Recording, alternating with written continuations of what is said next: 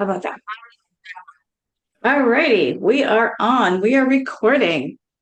Welcome, everybody. My name is Marion Henderson, and I want to share with you why I feel that I can stand here in front of you and talk to you about relationships and balancing independence and togetherness.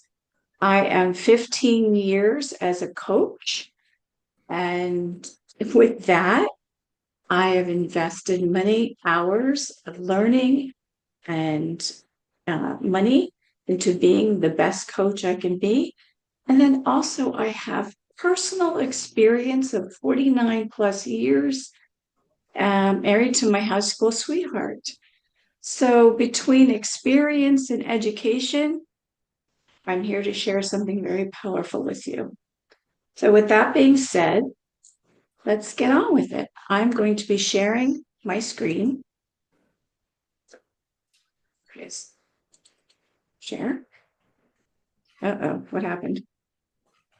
That's not what we want. There. This is the one I want. Oh, it's way over here. You won't be able to see that. Okay. You can see it? Yes. Oh, thank you. Thank you. Okay. It came over on the monitor and I'm looking at the screen here. So that was a little confusing. I see. All righty. Well, But this we is see the fun. I told you in the email said this was going to be fun. So here we go. Well, already off to fun. Okay, so balancing independence and togetherness in marriage. PowerPoint. Keep showing slide. Where's that?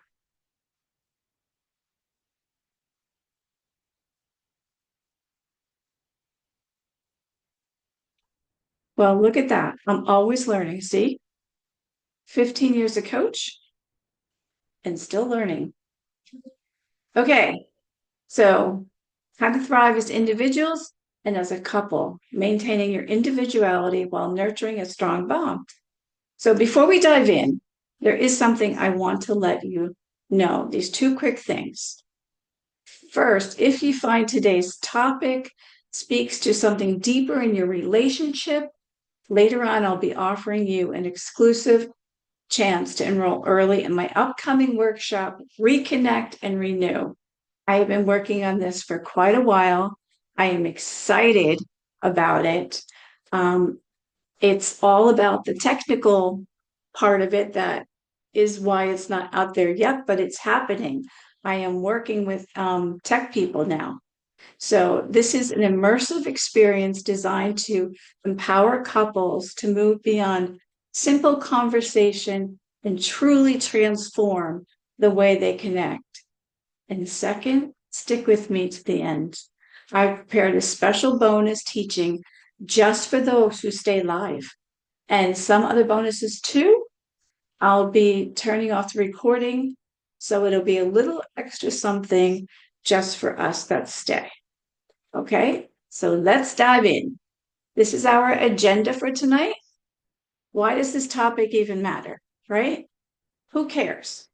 And then we're going to talk about understanding independence, the importance of boundaries and relationships. We're going to do a little bit of interactive exercising, understanding togetherness, strategies for balancing both. Okay, so why does this topic matter? Enhances personal fulfillment, strengthens the relationship. We're coming in. Offering mutual respect and admiration, reduce dependency and pressure. Can you imagine that? Reducing the pressure. So, and it fosters effective communication because there's communication and then there's communication. So we want, oops, wrong way. And we want that open, honest dialogue. We want to promote long term relationship health. And of course, passion and interest and shared growth. And Also, this topic encourages emotional intimacy with, deepened connection and quality time. So here's what's real. Balancing independence and togetherness is vital for a healthy, fulfilling marriage. Not just one you endure, but one that's actually healthy and fulfilling, because it allows both partners to thrive individually while nurturing a strong, supportive bond. And this balance leads to a more dynamic, resilient, and loving relationship that can withstand the test of time. Okay, understanding independence, right? Because sometimes when we think of independence, we think of selfishness or so much about us that we're not concerned about our mate. But the value of independence really is in the relationship to allow each partner to grow personally, pursue their individual interests, and maintain that sense of self. This independence is crucial because it prevents codependency and fosters contentment and self-fulfillment. Now, also encourages personal growth. When you feel satisfied and accomplished in your personal life, let's face it, you're going to bring more positivity and energy into the relationship and a lot less neediness. And, that's very destructive to a marriage. When one of the mates is so needy, it causes a lot of conflict and problems. But when both partners have their own interests and lives, it reduces that dependency on the relationship for the fulfillment, which in turn encourages each other's personal, which you do need to encourage each other's personal growth, supporting their desires too. Like mine is pickleball. But, I have other things too. But pickleball is one of my things that I do that's separate from Gary. Someday I think he's going to join me, but right now he's not able to. But I still have that freedom to go and enjoy. And that's part of my self-identity too, because when we do things that we enjoy, we are built up and it helps us with our identity and prevents us feeling lost or overshadowed by the relationship. And this individuality is crucial for personal happiness and, of course, contributes to a more dynamic partnership. So the importance of boundaries in relationships. Let's face it, you cannot talk about independence or togetherness for that matter without talking about boundaries. Boundaries are the anchor for any marriage.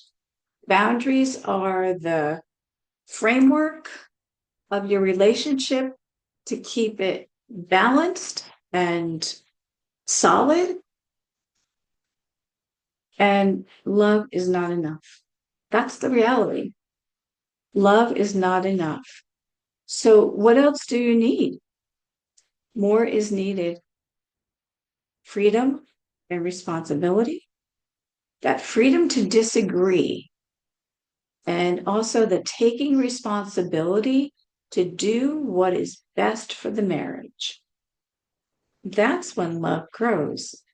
And love grows through providing this better environment for it, because it can't grow without that environment.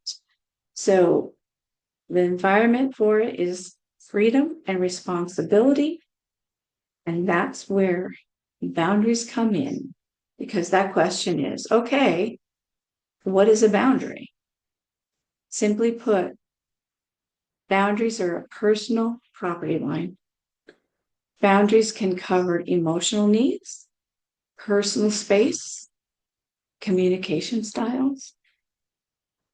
It ensures that both partners have the freedom to grow independently without sacrificing the intimacy of being together and the trust that this is your for thriving relationship.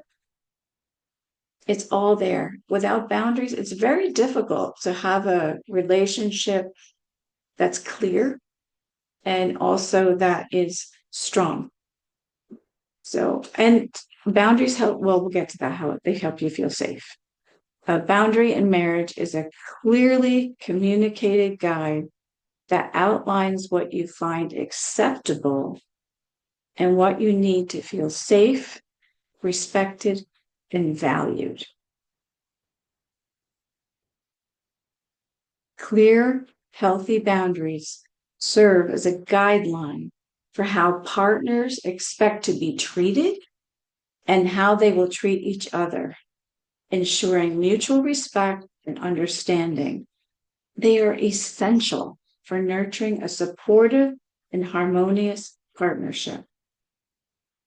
Think of boundaries as the framework that supports both personal autonomy and the collective well-being of your marriage.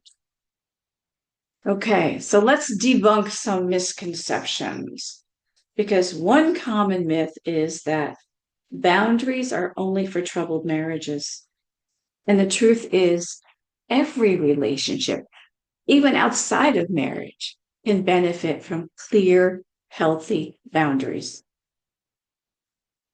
Another misconception is that boundaries are for fixing, changing, or punishing your mate. Truth is, boundaries are a protection that help you feel safe, respected, and valued. They're actually the gift you give to each other for the well-being of yourselves and your marriage, because your marriage is a treasure. When two people are free to disagree, they're free to love. When they're not free, they live in fear and love dies. That's what's real. Okay, so let's talk about doing some interactive exercises and setting boundaries. So the important thing is about communicating those boundaries effectively, right? You want to share strategies for open and respectful communication of boundaries, because there's different ways to set a boundary. A boundary set in a moment of anger or frustration is useless. Two reasons. It's not accepted when it's thrown at you. And the other is that you're not going to stick by it. You're not going to make it that it's clear and you mean it. It's going to be in the moment, in the anger. And if you ever do that again, I'm telling you, this is going to end. That is not a boundary that is clear, concise, and convincing. That is an easy for the mate, whether it's the male or the female, to say, they're just speaking off the top of their head because they're upset. Okay, so is there anybody that would like to do some role playing? Maybe a personal boundary you would like to play with yourself? Anything like that? Anybody? Any volunteers? All right, so let's talk about some. These are some scenarios I came up with. One partner wants to spend every weekend with friends, while the other prefers more one-on-one time. How might you be clear about a boundary there? Any volunteers? Any thoughts on that?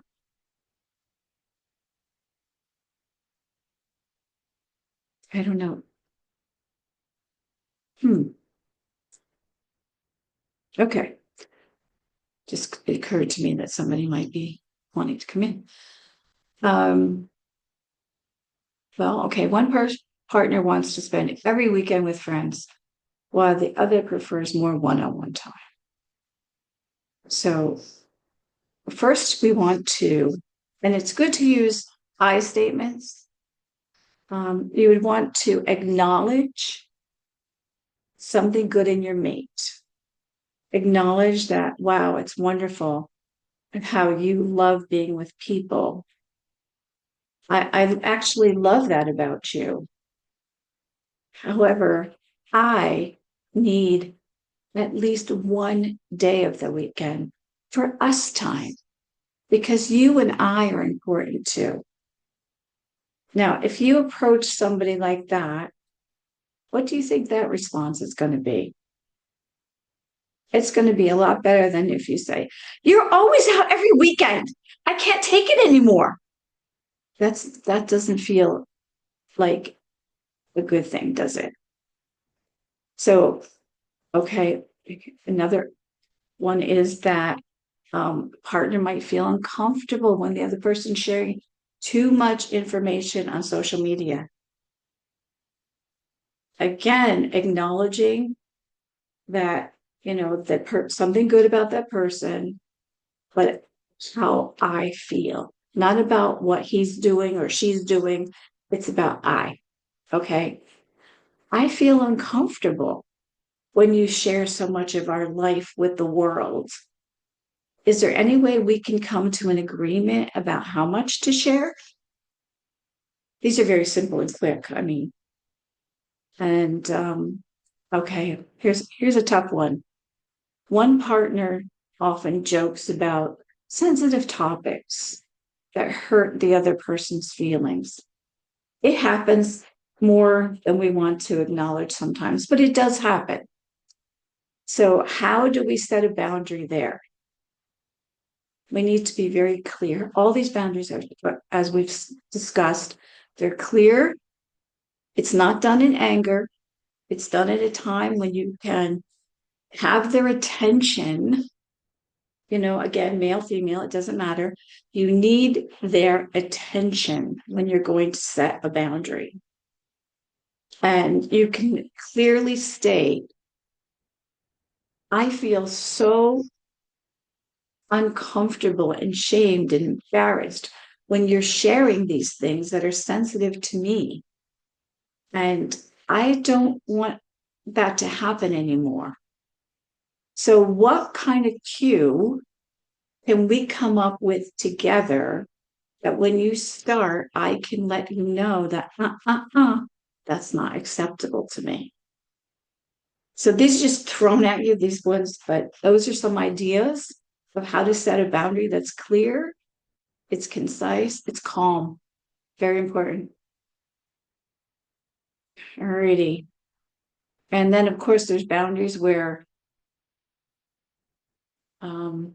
he wants to watch TV, all his sports all the time, and you want to watch the romantic movies, or she wants to have the TV and you're always pushed out. That's just one scenario. Well, that's where negotiation takes place. Again, you need to discuss together and find a when I say this word compromise, I don't want you to think compromise, as so many do. One does, one wins, one loses. That's not compromise. That is not compromise. Compromise is win-win or lose-lose. You both might have to choose something different, or you might agree that, okay, you get the TV this many hours, I get the TV this many hours. There are ways to negotiate that with any boundary, but the idea is to be open and receptive to it. Any thoughts or questions so far? Because we're moving on here to understanding togetherness. And this is very, very important. Together versus togetherness. Because let's face it, You can be together and not feel togetherness. You can be married for a long time. Oh, yeah, we've been together a long time, and that's all it is. We're together. Or you can feel like, yes, we've been together a long time. And the emotion and the feeling is different because there's a connection. Togetherness is about connection. It's not about, oh, yeah, so we sat on the couch and watched TV together. Oh, yeah, we ride in a car and don't talk. You're together, but that's not togetherness. Togetherness really matters because it's part of that emotional fulfillment and it ensures both partners feel connected. Because I used to say to my husband, I know you love me. I mean, everything in me says you love me, but I want to feel that you love me. And that's so different. And that's part of that feeling with togetherness. It's not just being together, it's about the value and the personal touches and the genuine togetherness. And it's how is it built? It's built on small gestures, personal touches that convey love and understanding. After I talked like that to my husband, he started doing this really cute thing. I would come down. We lived in our old house. We had an upstairs and downstairs. I'd come down because he worked out of the house at that time. I would come downstairs, and there would be my teacup with the tea bag in it, waiting for me because he knew I had a cup of tea every morning, and that was so special. And then he also would do this little character on a napkin with a little note. And later on, I started getting flowers. That took a little bit, but I get the flowers. So it's building that over time, and it's being clear. What do you want? You know, you need to be clear on what you want as well. And because really, we deserve more than just being together. We deserve true connection, right? We want to feel that our lives are strengthened. Our relationship is part of, our marriage. It's not just we're married.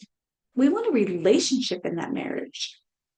And we want a relationship that we want to run to, not from. And so many people are looking for the door when they need to be looking for more of them and expecting more and giving more. So we want to know that both partners feel fulfilled and supported because that's what togetherness is about. It's not like, yeah, you're here. Okay, we're together. Okay, so what are some strategies? Okay, what some strategies for balancing both independence and togetherness? Well, good idea would be to schedule individual time and couples time. Individual times is setting aside time for yourself to engage in personal interests or self-care. And my goodness, it is so important to schedule it because if we don't schedule it, something else will eat up the time or eat up that space that we were going to allow for ourselves. Schedule it, put it on a calendar, put it in your phone, write yourself a note, do something that is real. And the other thing I want to talk about with this individual time, many husbands and wives are working from home. So they're spending a lot of time together. And that's where it's very easy for the togetherness to fall apart. And it's one of the ways that you can ensure that you are going to have that togetherness time is to separate. Get out of the house, one of you. go do something, just, so that you are keeping your identity. Because what happens over time that, well, the boundaries get blurred because let's face it, two become one. And then you also lose track of who you are, what you want. So you need to do a little bit of separation, enough that you have the desire to come back and want to be together. And then, of course, there's a couple times that you want to plan outside of, okay, they're around the house all the time. Taking time to go outside and do things. I mean, outside the house. I don't that literally mean outside, but outside the house. So you want to plan regular activities or routines that focus on these shared experiences. I know this lovely couple, what they do, they go to the gym together. Yeah. So then they do that pretty often in the week, sometimes 4 or 5 times a week. And they go to, because they both work from home. So they go to the gym, but also they each have outside activities that they're involved in so that their relationship is more balanced. And always, which is important, is communicating openly. You want to engage in open, honest conversations about, as we said earlier, your needs, your desires, and even about the relationship. How do you feel it's going? What can we do to make it better? Where do we need to adjust? These are little things that only are going to help you grow. And of course, we want to respect boundaries because it's important not to take that independence personally. Healthy relationships respect each partner's need for space and those solo activities. Excuse me.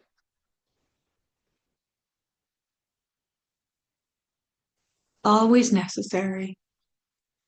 Okay. So this respect, I like this, can lead to admiration and appreciation for one another. Yeah, that's lovely. Also, you want to set goals. Can you set goals as a couple? Yeah, why not? You have a big goal. Hey, let's plan this big vacation, or this big adventure. That's a nice goal. Um, Also, there's little goals so you can plan together. Like, hey, once a month, let's go to a movie, or once a month, let's go, maybe bowling. But that's how old I am. That's what we used to do. So, and this helps maintain a focus on personal achievement, but also building cooperative plans for both partners. And what's really, really important for this balance and these strategies is a community calendar. So everybody knows what everybody's doing when. So you're not scheduling something when there's a couple's things planned or a single thing planned that he had and you said, oh no, and she said, oh no. So these are ways to keep it clear, this community calendar. It's so beneficial. And then, of course, regular check ins. You want to check in with each other, you know? Oh, and also schedule that on your calendar. And this is where you touch base about how you're feeling in terms of independence and togetherness. And of course, making adjustments if necessary. Because let's face it, life is a series of adjustments. It's going to happen. And that's where having healthy boundaries allows that, because healthy boundaries allow for flexibility, not extremes, but flexibility. Because when we talk about balance is, and I don't want to give that impression, balance is not perfect. There is no perfect balance. And if you doubt that, watch someone walking a tightrope. Are they just quickly going across? No, they are constantly adjusting to one side or the other. That's what balance is. Being willing to make those adjustments, but you don't want to go too far that you fall off one way or the other. The idea is that little constant adjustments. And that's what happens with regular check ins.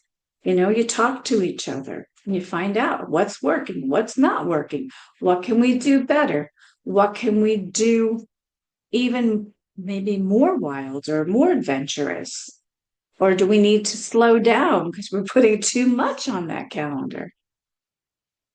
So, by understanding and implementing these strategies, you can enjoy a nurturing bond that honors and celebrates your individuality and also cherishing your shared goals.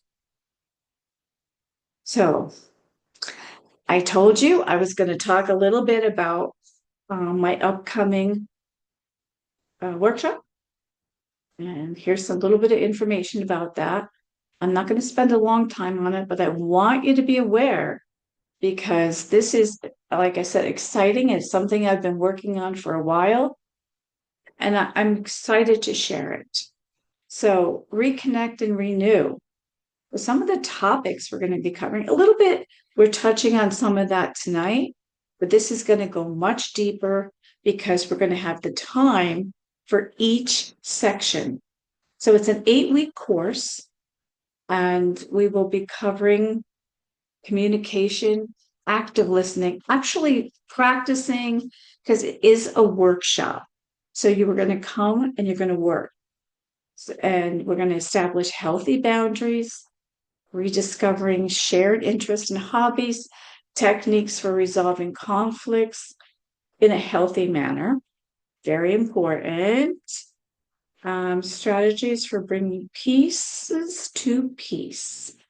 And that's a tough one for some people because you kind of get used to the chaos. And so we're going to spend quite a bit of time there. We're going to be spending time on boundaries and active listening because that communication is so important. And then we are a team. We definitely want to work together as a team, husband and wife. Of course, me too, in a way, but I'm talking about husband and wife. And then there'll be, activities, again, like I said, interactive exercises where you are going to be able to participate because you're coming there to work, guided discussions and reflection sessions, fun activities that encourage laughter, especially role playing. Oh my gosh, it gets so funny. Goal setting workshops, tools and techniques. So this, like I said, it's an 8-week course. It's going to be on Zoom and it's starting in late August. Any quick questions? Anybody about that? Okay. So let's recap some of the key points for takeaway. Oh, if you checked your email, I gave all of you a nice little takeaway sheet that you could be using. Would have been right if I had said that in the beginning, but it helps you, for thinking back on this and what you wanted to work on. So here are some key points. Being together versus togetherness. Remember what we said? Together is one thing, togetherness is another. Now, you can get all hung up on, oh, you're being funny about words. No, I'm being funny about feelings. Because you can be together with somebody on a bus, you can be together with somebody at a movie and not feel that connection. But when you're in a relationship, in a marriage, that connection is vital. It's what feeds the marriage. So that connection is what is so valuable. because it's really feeling and truly seeing that you are engaged with your partner. It's just beyond, oh yeah, we live together. Oh yeah, we're together for so long. No, which can happen, but we're working for that to rise above it and go into a broader, brighter, more exciting relationship that, like I said, you want to run to, not from. Okay, so balancing the independence and intimacy, that a thriving marriage requires that delicate balance. And I think without being said, you could figure that out, but we're going to say it anyway. Too much independence can lead to disconnection and also to rejection because the other mate might feel rejected if that one of the mates is too much on involved with independence. And then to the other extreme, too much togetherness can be stifling. If someone's always there and watching your every move and all that stuff, no, that can be an extreme too. So this is where setting clear boundaries helps preserve both the individuality and that shared connection of intimacy, of being together within the feeling of togetherness. So, and here's the thing too. Do not mistake a lack of crisis in a marriage for it being healthy. That doesn't mean anything. Because like I said, you could be together. We get along. Okay. Is that enough? Is that enough for you? It's not enough for me. And so I want to encourage you to look beyond just enough. All right. So in conclusion, balancing independence and togetherness is not just a goal, but a journey that enriches our relationships. True togetherness in marriage is a deliberate, beautiful dance between your personal independence and the deep, soulful connection you're going to share with your partner. It isn't enough to simply be in the same space.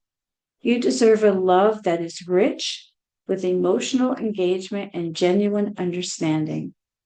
By honoring your individuality and nurturing intimate moments, you lay the foundation for a relationship that's both liberating and transformative.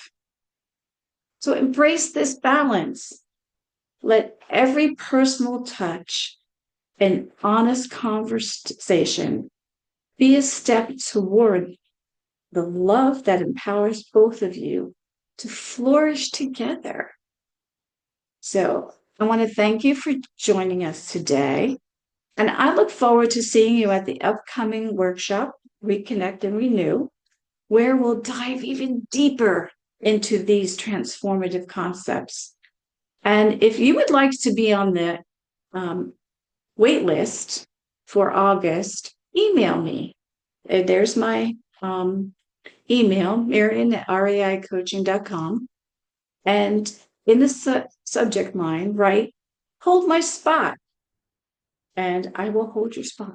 Now, if you say that, that's not a guarantee that you're going to sign up. You're still going to want to learn more about it and make that decision. But if I have you in that spot and you decide to do it, you're in. So, okay, the recording is going off. And for those of you that are live, please stay for the bonus teaching. And I'm going to figure out how to shut this off, the recording, somehow, some way. Okay, we're going to do this. Yeah, because I want to give this. Okay. We're almost there. Almost there. Oh, maybe it's up here. There it is. Nope. Nope.